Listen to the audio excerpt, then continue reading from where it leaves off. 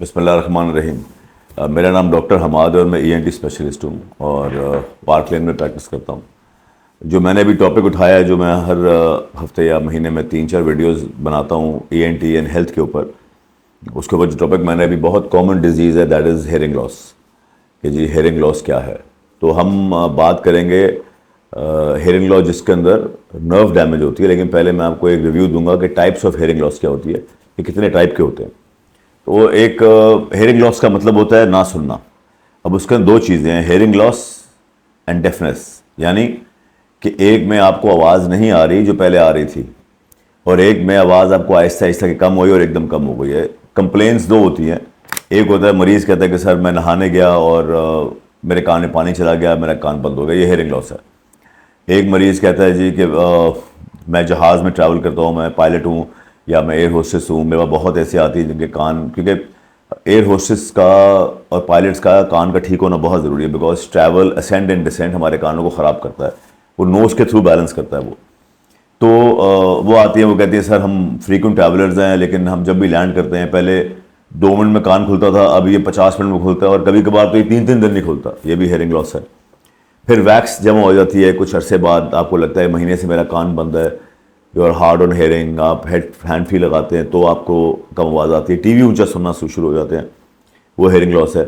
और कुछ कहते हैं मैं टर्न करता हूँ या यूँ करता हूँ, खोलता हूँ तो कान खुल जाता है। लेकिन deafness on the other hand किसी भी तरह ठीक नहीं होता।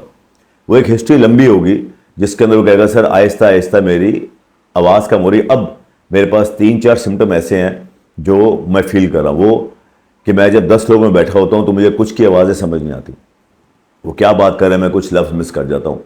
मैं कंटिन्यूसली टीवी बहुत ऊंची तरह सुनता हूँ, ठीक। ये जब 1-to-1 बैठे होते हैं मुझे प्रॉब्लम नहीं होती, यानी कि मैं अगर किसी बंदे से अकेले में बात कर रहा हूँ और खामोशी है तो मैं पकड़ लेता हूँ, शायद वो लिप रीड करता है साथ।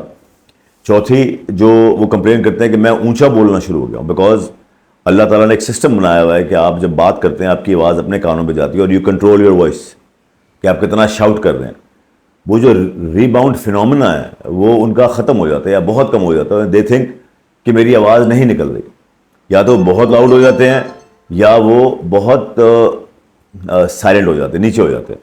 तो ये दो किस्म के कुछ हेयरिंग लॉस है जिसके अंदर हम काम कर रहे हैं। फिर इसमें एज रिलेटेड बहुत ज़्यादा है। बच्चे, एक बच्चे होते हैं जो बचपन से हेयरिंग लॉस में आ रहे होते हैं, जिसके अंदर माँ कहती है जी 1 साल के बाद इसने मेरी तरफ मुड़ के नहीं देखा, कुछ प्रॉब्लम हो गई है।